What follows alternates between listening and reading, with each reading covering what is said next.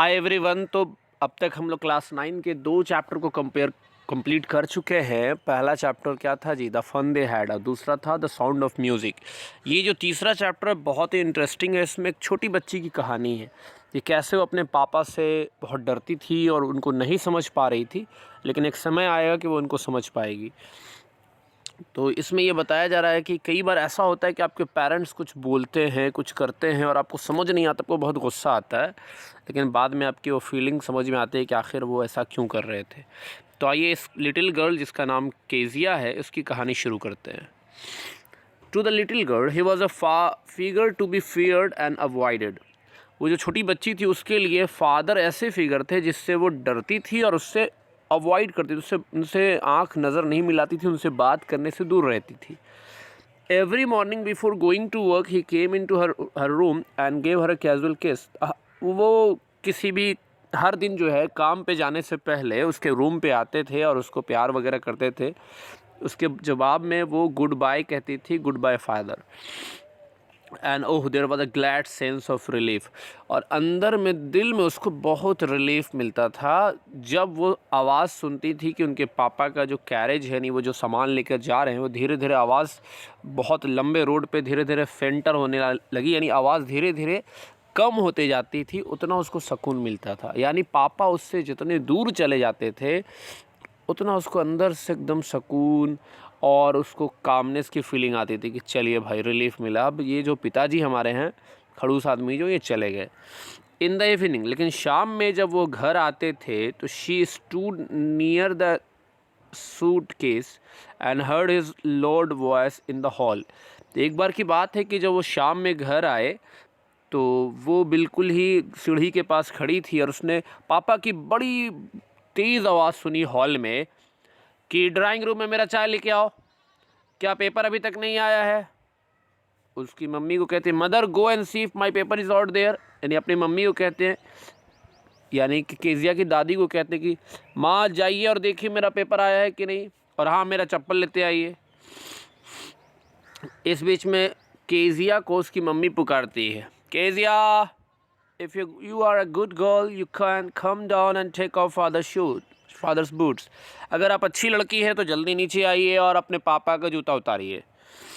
तो बच्ची जो है बेचारी डरते हुए स्लोली धीरे धीरे सीढ़ी को उतरती है, एकदम बहुत कामली, इतना धीमे उतर रही कि उसके चलने की आवाज़ तक नहीं आ रही है, और वो किसी तरह से धीरे धीरे हॉल तक पहुंचती है और फिर ड्राइंग रूम का जो डोर है उसको ओपन करती है, क्योंकि ड्राइंग रूम में उनके पापा जी जो हैं आके रहते हैं। बाय द टाइम, उस टाइम तक उसके पापा जो है सर आँख पे चश्मा लगा चुके हैं, स्पेक्टिकल्स ऑन है, और उसकी ऊपर देखे हैं, उसको देखे ऐसी नज़र से जिससे वो बच्चा डर गई। बच्चे के लिए बहुत डरावनी नज़र से उसको देखे। Well Kezia hurry up and pull off this boots and take them outside. Kezia जल्दी आओ, जल्दी करो, जल्दी से ये जूते उतारो और इसको बाहर ले जाओ। आज तुम दिन भर अच्छी लड़की की तरह रही कि नहीं। अब फादर के जवाब में ये बोल रही, आई डोंट नो। हाँ हाँ हाँ, मतलब बच्ची है, बिल्कुल डर रही है। और कभी कभी आप डरते हैं तो एक बात को 2 बार 3 बार रिपीट करते, तो वही काम इसके साथ हो रहा है। ये बिल्कुल स्टटर कर रही है, हकला रही है। अब पापा रिपीट करते हैं, you don't know if you stutter like that mother will have to take you to doctor. अगर तुम इसी तरह से हकलाती रहोगी, स्टटरिंग करोगी, तो तुमको हमको मम्मी को भेजना पड़ेगा डॉक्टर के पास कि चलिए ज़रा इस बच्ची का इलाज कीजिए।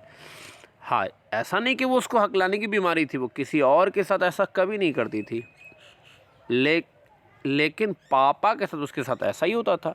हालांकि वो बहुत प्रयास कर रही थी कि वो शब्दों को सही से प्रॉपरली कहे, लेकिन जब पापा का चेहरा देखती तो उसके मुंह से शब्द निकलते ही नहीं। हर आदमी के लाइफ में 1-2 आदमी ऐसे होते हैं, टीचर हो गए या पापा हो गए, मम्मी हो गई, जिनके सामने आप सही से कह ही नहीं पाते। तो यही प्रॉब्लम इसके साथ हो रहा था।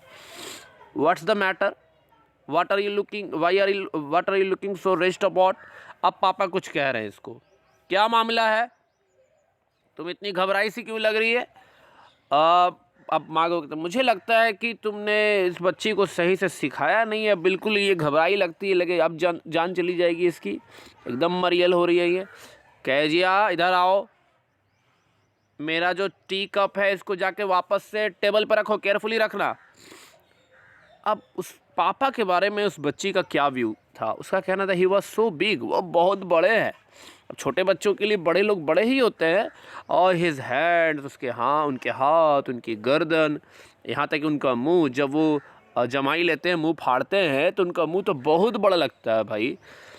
उनके बारे में सोचना लगता है कि जैसे कोई बहुत बड़े जायंट हैं, देव हैकल कोई शख्स हैं, कोई ऐसे शख्स हैं जो बहुत ज़्यादा विशालकाय हैं। ऑन संडे आफ्टरनून, अब संडे को शाम की बात, दोपहर की बात है, ग्रैंड मदर ने उसको भेजा कि जाओ जी ड्राइंग रूम में जाओ और अपने पापा के साथ थोड़ा सा, मम्मी के साथ ज़रा बातचीत करो जाके। लिटिल गर्ल, अब देखिए यहाँ पे बच्ची की गलती नहीं, यहाँ पे गलती यहाँ पे माता पिता की। लिटिल गर्ल जब आती है तो उसने देखा कि मम्मी किताब पढ़ रही है और पापा सोफ़ा पे फैल के आराम से, चेहरे पे उन्होंने एक रुमाल को रख के और एक तकिया पे पैर रख के आराम से सो रहे हैं और खराटा भी ले रहे हैं। देखिए यहाँ पे इस पूरे फ़ोटो में इस चीज़ों को दिखाया गया। यहाँ मम्मी है इनकी, ये पेपर पढ़ रही हैं और पापा चेहरे को रुमाल से छिपाए हुए और पैर को तकिए पर रख के सोए हुए हैं। अब ये बच्ची आई और ये चाह रही है कि भैया हम बात किससे करें। अब घर में आजकल तो ऐसा नहीं हो रहा कि कोई पेपर पढ़ रहा, लेकिन हाँ बच्चे लोग आते हैं तो देखते कि मम्मियाँ मोबाइल चला रही हैं या भाई मोबाइल चला रहा, तो वो बात किससे करे। कई बार दिन का दिन गुजर जाता, महीने गुजर जाते हैं, बच्चे लोग, परिवार आपस में बात नहीं करते हैं। बात करना बहुत ज़रूरी है। अब बेचारी क्या करे, she sat on a stool, वो स्टूल पे बैठी रही और काफ़ी गौर से अपने पापा को देखी, जब तक कि उसके पापा उठ नहीं गए और अपने आप को पूरी तरह से स्ट्रेच नहीं किया और पूछे कि बेटा टाइम बताओ। फिर पूछे कि केजिया उतना गौर से नहीं देखे हो, तुम देखने में बिल्कुल ही उल्लू लग रही हो।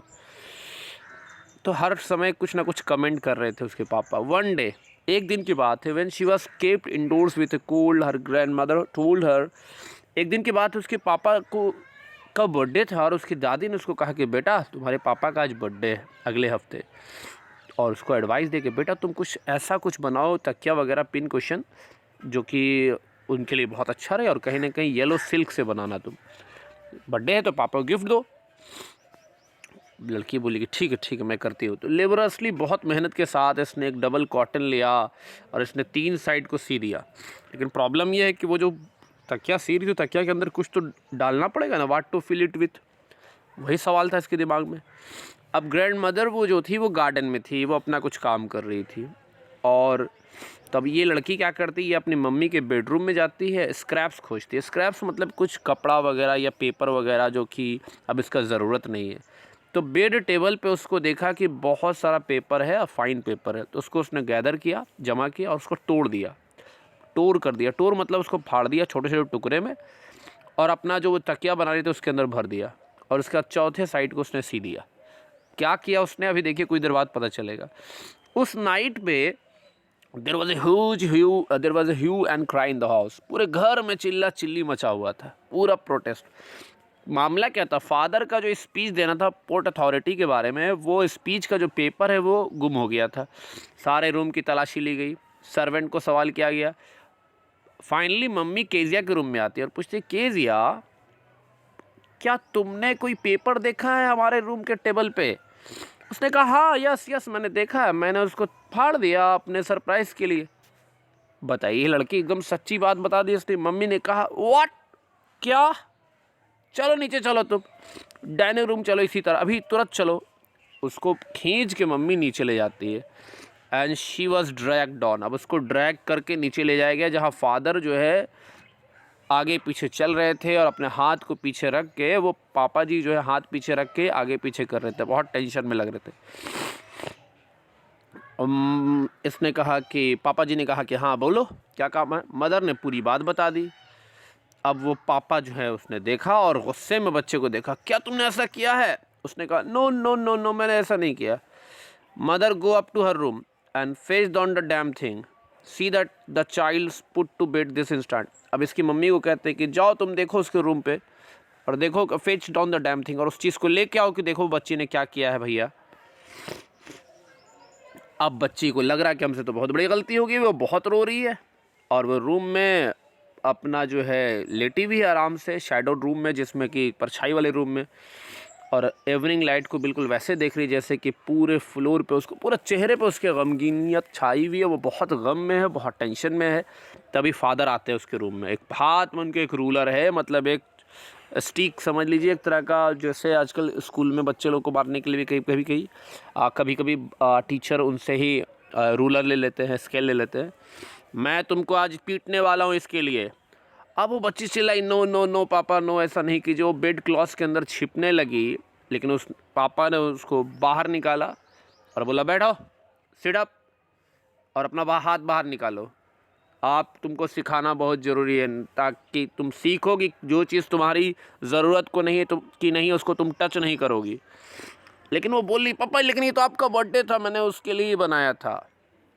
Don came the ruler on her little pink palms. तो उसका हाथ जो बहुत ही छोटा गुलाबी सा जो पाम था हथेली, उस पर रूलर चला, उसको मार पड़ चुकी है। आवर्स लेटर, घंटों बाद, जब दादी माँ ने उसको एक शॉल में रैप कर दिया और उसको चेयर पे बैठाया, और चाइल्ड जो है अपने सॉफ्ट बॉडी में बिल्कुल चिपकी हुई थी। अब चिपकते हुए वो दादी से वो बोलती है कि दादी, पापा को गॉड भगवान जो है पिताजी को क्यों बनाते हैं, क्या मामला होता है, क्या मकसद है उसका। दादी कहती है कि बेटा ये क्लीन हैंकी है, बहुत साफ़ हैंकी है, पहले अपना नाक साफ़ तुम करो। बहुत ज़्यादा रोने से नाक गड़बड़ा जाता है, आप जानते हैं। गो टू स्लीप, सो जाओ जाके मेरी बच्चा, तुम सारा कुछ भूल जाओगी। मैंने पापा को एक्सप्लेन किया है सारी बात, लेकिन वो बहुत ज़्यादा गुस्से में थे, इसलिए उन्होंने कुछ भी नहीं सुना है। तुम भूल जाओ। लेकिन ऐसा होता नहीं है, जब कुछ बहुत बड़ा घटना होता है तो बच्चे को काफ़ी लंबे समय तक याद रहता है। तो फिज़िकल बैलेंस से प्रयास करना चाहिए कि जितना ज़्यादा परहेज़ हो सकता करना चाहिए। But the child never forget, बच्चा कभी नहीं भूला। Next time she saw him, उस समय अगली बार जब उसने उनको देखा, she quickly put both hands behind her back. देखिए कितनी ख़राब बात है कि बच्चे ने जब दोबारा से पापा को देखा तो अपने दोनों हाथ को पीछे कर लिया, क्योंकि उसको पुराना याद आ गया, और लाल कलर उसके पूरे गाल पे वापस से छा गया, उसको याद आ गया सारी कहानी। अब क्या है, पड़ोस में एक घर है, उस घर में जो आदमी रहते हैं उसका नाम है मैकडोनाल्ड्स। उनके 5 बच्चे हैं, और उसने एक दिन अपने घर के फैन से, जाली के गैप से उसने देखा कि छोटी छोटी बच्चियां जो कि प्ले कर रही है, टैग खेल रही। टैग मतलब जिसको हम लोग छुआ मुई कहते हैं, छुआ छुई कहते हैं, यानी कि टच करने वाला गेम खेल रहे हैं।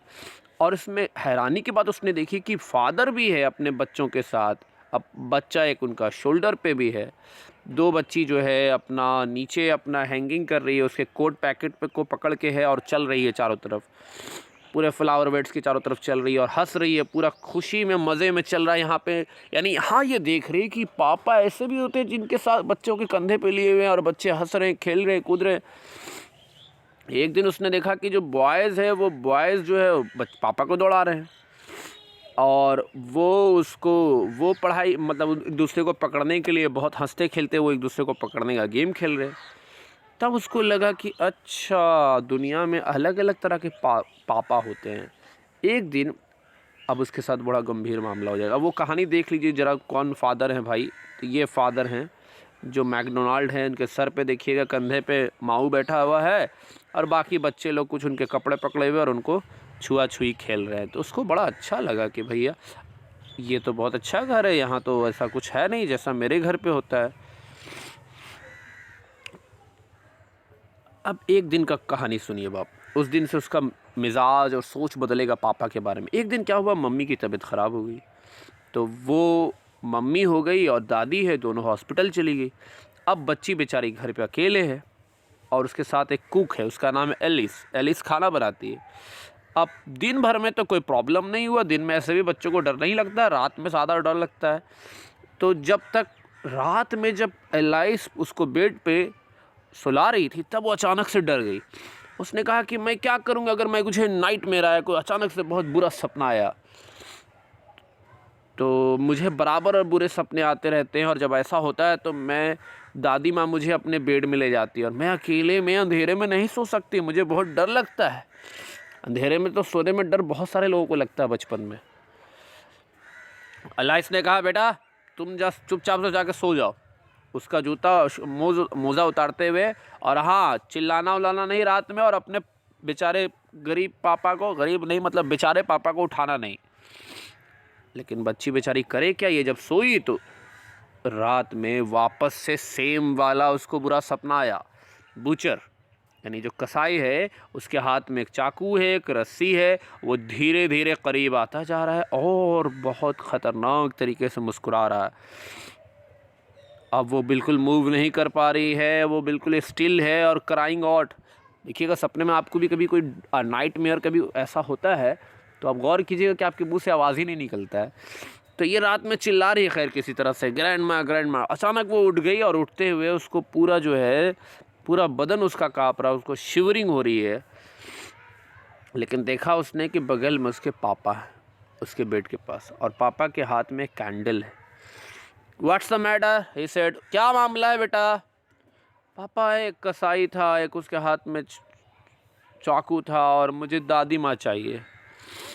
उसने क्या किया पापा ने, अब देखिए क्या किया पापा ने, कैंडल को सबसे पहले बुझा दिया और थोड़ा झुके और बच्चे को, उस बच्ची को, कैजिया को गोदी में अपने आर्म में पकड़ लिया और उसको ले जाते हुए पूरे रास्ते पर एक बड़े बिग बेडरूम पे ले गए।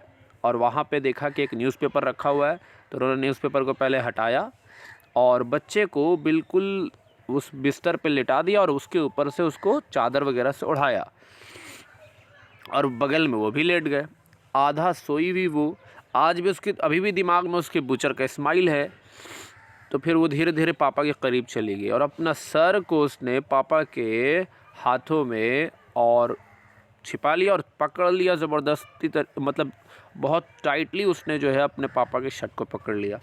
अब उसको अंधेरा नहीं लग रहा था, अब वो आराम से थोड़ा सा लेटी रही। पापा ने कहा, बेटा तुमको अगर गर्मी लग रहा है, ठंडा लग रहा है, तो तुम अपने पैर को मेरे पैरों में थोड़ा रगड़ लो और वार्म हो जाओ। अब यहाँ पे इसने अपने पापा का प्यार भी देखना शुरू कर दिया।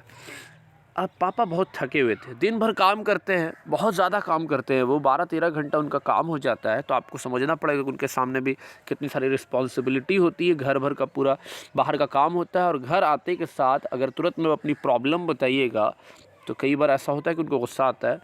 तो वो इतने ज़्यादा थक चुके थे कि वो बच्चे, छोटे बच्चों के बच्ची से पहले सो गए।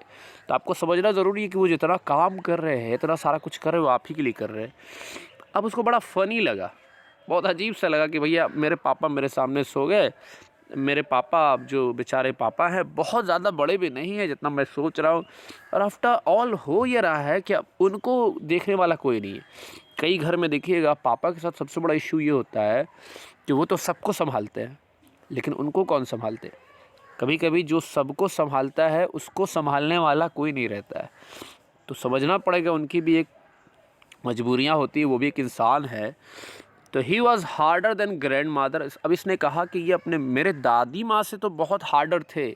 हार्डर मतलब कि बहुत शारीरिक तौर पे, सीधी सी बात है, वो मेल थे तो ज़्यादा हार्ड होंगे, लेकिन वो हार्डनेस थोड़ा नाइस था। और हर दिन उसको काम करना पड़ता था और वो बहुत ज़्यादा थक जाते थे, इतना ज़्यादा थक जाते थे कि वो मिस्टर मैकडोनाल्ड की तरह नहीं कर सकते, उतना खेल कूद नहीं कर सकते। लेकिन मेरा ख्याल होगा कि कितना भी थक जाइए तो आप बाल बच्चों के साथ थोड़ा खेलिए, थोड़ा उसके साथ मस्ती करना चाहिए। She had torn up all his beautiful writing. और उसने अपने उसको अब एहसास हो रहा, गिल्ट हो रहा कि मैंने अपने पापा का सारा ब्यूटीफुल हैंड राइटिंग को फाड़ दिया है। उसको लगा कि मैंने क्या गलत कर दिया, बहुत गलत किया।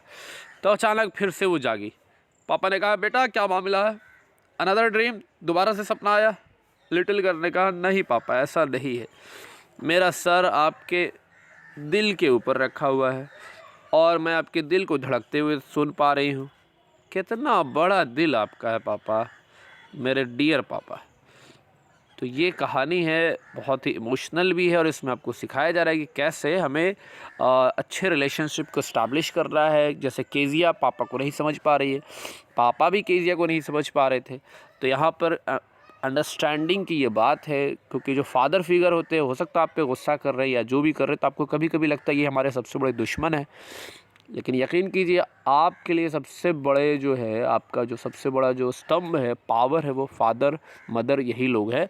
भले ही कभी कभी आपको गुस्सा में दिखते हैं, गुस्सा में इसलिए दिखते हैं क्योंकि आप कुछ ना कुछ ऐसा कर रहे होते हैं जो आपके लिए अच्छा नहीं होता और आपको उस समय समझ नहीं आता। आई होप कि आगे से आप लोग इस चैप्टर को पढ़िएगा, अच्छे से समझिएगा और अपने जीवन में भी इसकी बातों को लाइएगा।